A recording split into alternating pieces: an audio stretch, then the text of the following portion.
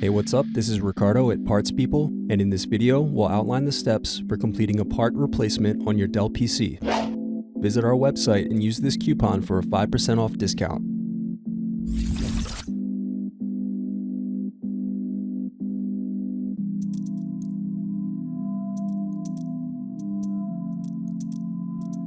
Now unscrew to pry apart display assembly.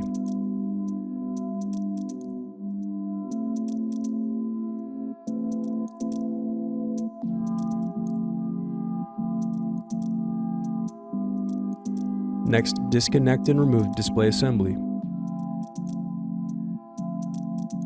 Now unscrew and disconnect battery.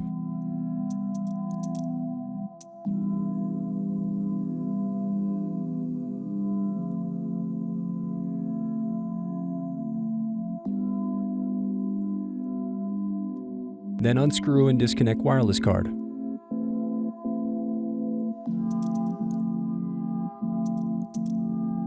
Thanks for watching. Don't forget to like and subscribe if you enjoyed this video.